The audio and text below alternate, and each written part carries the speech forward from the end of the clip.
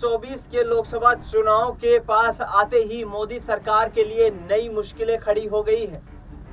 CJI Chandrachud की अध्यक्षता में सुप्रीम कोर्ट की संविधान पीठ ने इलेक्टोरल बॉन्ड मामले में सुनवाई करते हुए ये पाया कि प्रधानमंत्री नरेंद्र मोदी की सरकार में बने कानून के दौरान इलेक्टोरल बॉन्ड प्रक्रिया जो लाई गई थी वो गैर संवैधानिक है। यानी कि पीएम मोदी की कार्यशैली पर सीधा कहीं ना कहीं सुप्रीम कोर्ट यहाँ पर सवाल खड़ा करता हुआ नजर आया है। जिस तरीके से पिछले 6 सालों में 2017 से लेकर 2023 तक कथित तौर पर 95% जो चंदा मिला है वो भारतीय जनता पार्टी को मिला है, और ऐसे में प्रधानमंत्री नरेंद्र मोदी को लेकर विपक्ष भी लगातार हावी हो रहा है। कांग्रेस पार्टी का साफ तौर पर कहना है कि हमने पहले ही कहा था कि इलेक्टोरल बॉन्ड माध्यम काले धन को सफेद करने का एक जरिया है।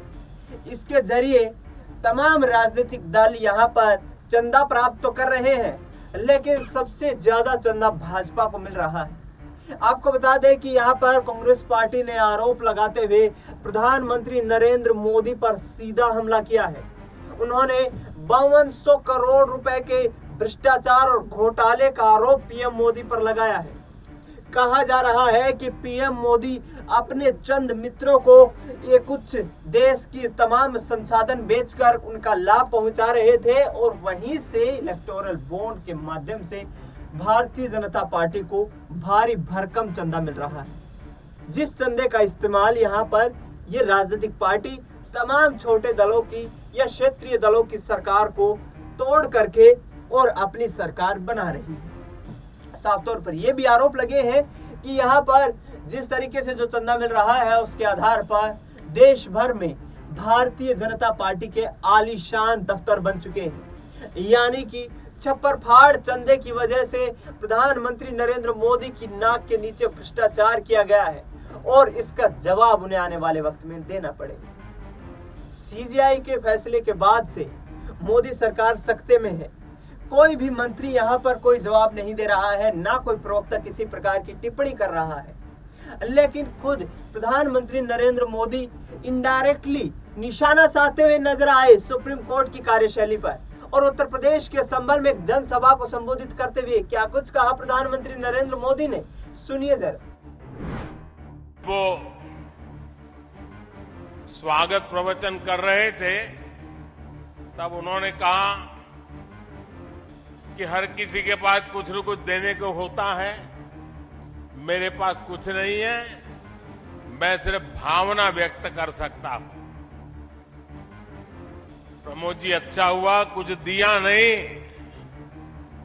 वरना जमाना ऐसा बदल गया है कि अगर आज के युग में सुदामा श्री कृष्ण को एक पोटली में चावल देते, वीडियो निकल आती, सुप्रीम कोर्ट में पीआई हो जाती और जजमेंट आता कि भगवान कृष्ण को भ्रष्टाचार में कुछ दिया गया और भगवान कृष्ण भ्रष्टाचार कर रहे थे। इस व्यक्त में हम जुगर रहे, और इससे अच्छा है कि आपने भावना प्रकट की और कुछ दिया नहीं।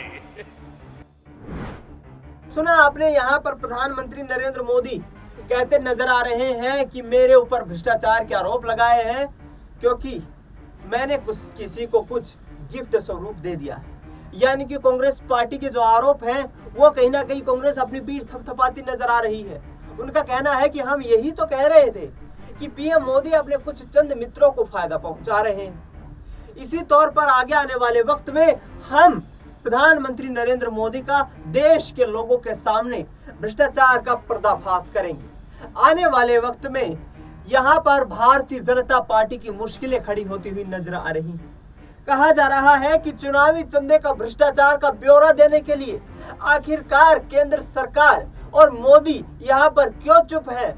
वही प्रधानमंत्री नरेंद्र मोदी जो हर छोटी बड़ी बात पर संसद भवन और दूसरे तरीके से अपनी प्रतिक्रिया व्यक्त करते हैं, जब सुप्रीम कोर्ट का कानूनी हथौड़ा चला है तो प्रधानमंत्री नरेंद्र मोदी क्यों अचानक नदारद हो गए हैं। ऐसे में कांग्रेस यहां पर 5200 करोड़ रुपए के मामले का पर्दाफाश कर रही है और क्या कुछ कहते नजर आ रहे हैं कांग्रेस पार्टी के राष्ट्रीय प्रवक्ता पवन खेड़ा, सुनिए जरा। बिल्कुल देना चाहिए, यही मांग हम बार बार करते आए हैं। हमने तो कहा था कि एसबीआई सार्वजनिक क्यों नहीं करता। ये जो जानकारी होती है कि किस कंपनी ने किस पार्टी को कितना पैसा दिया, आपको हैरानी होगी कि वो जानकारी रूलिंग पार्टी को जरूर मिल जाती है। तो बताइए, क्या ये लेवल प्लेइंग फील्ड है? और जब रूलिंग पार्टी को ये पता चलेगा कि संजीव ने कांग्रेस पार्टी को पैसा दिया है, तो क्या संजीव की जान माल सुरक्षित रह सकता है? क्या ये व्यापार फिर भी कर सकेगा? यही हमारी आपत्ति थी। आप सार्वजनिक करिए, पूरी जानकारी करिए कि 5200 करोड़ किसने दिया भारतीय जनता पार्टी को, उसके एवज में उन कंपनीज को भारतीय जनता पार्टी की सरकार ने क्या क्या उपकार किए, उन कंपनीज पर उनको क्या क्या लाभ पहुंचाए। This is our question. What is the quid pro quo? How can 95% of the proceeds of electoral bonds go to one political party, which is the ruling party? Therefore, our question is, in lieu of that money, have you sold, have you given coal mines to those companies? Have you allowed those companies to operate airports? What is the quid pro quo? This is our question. आपने सुना यहां पर साफ तौर पर पवन खेड़ा का यही कहना है कि 5200 करोड़ रुपए के लगभग यहां पर भारतीय जनता पार्टी को चंदा मिला है और ये सब प्रधानमंत्री नरेंद्र मोदी की नाक के नीचे हुआ है। यानी कि स्पष्ट तौर पर आरोप ये लगाए जा रहे हैं कि मोदी सरकार में इस भ्रष्टाचार का कर्ता धर्ता कोई है तो वो खुद प्रधानमंत्री है। यानी आने वाले 2024 के लोकसभा चुनाव से पहले यहाँ पर भारतीय जनता पार्टी की मुश्किलें बढ़ती हुई नजर आ रही हैं। कांग्रेस पार्टी तमाम जगह पर विरोध प्रदर्शन करके इस मुद्दे को दिखाने की कोशिश कर रही है और उनका साफ तौर पर कहना है कि हमारे वक्त में जब अन्ना का आंदोलन हुआ था, उस वक्त भारतीय जनता पार्टी ने जम करके कांग्रेस पार्टी का विरोध किया था और जगह जगह पर अन्ना आंदोलन का समर्थन किया जा रहा था। ऐसे में देश में एक बार फिर से अन्ना आंदोलन की जरूरत है और किस तरीके से यहाँ पर पवन खेड़ा अपने पुराने दिनों या अन्ना आंदोलन के दिनों की बात करते नजर आ रहे हैं, सुनिए इस रिपोर्ट में। अभी मैंने आज सुबह एक ट्वीट किया था अटल जी का एक भाषण। किसान आंदोलन उस जमाने में हमारे खिलाफ हुआ था और अटल जी ने बड़ा जोशीला भाषण दिया था कि हम लोग जरूरत पड़ी तो खुलकर इन किसानों के समर्थन में सड़क पर उतरेंगे। अटल जी देशद्रोही थे, तो भारतीय जनता पार्टी करे तो रासलीला, ये कैसे कब तक चलेगा? कम से कम आप लोग तो तुरंत, ये जो भी साहब हैं जिन्होंने ये कहा है, इनको आप लोग खुद ही पूछ लिया करिए कि साहब, जब आप अन्ना आंदोलन को समर्थन कर रहे थे, जब विवेकानंद फाउंडेशन अन्ना आंदोलन को समर्थन कर रही थी, जब आरएसएस अन्ना आंदोलन के वक्त चूल्हे लगा लगा के खाना बांट रही थी बना बना के, हम सबके सामने हुआ था, आप भी रिपोर्टर थे, मैंने भी आपको देखा है वहां जी। तो फिर वो क्या था? देशद्रोह था। ये लोकतंत्र है। लोकतंत्र में रक्त का संचार आंदोलनों से होता है, विपक्ष से होता है, विरोध से होता है।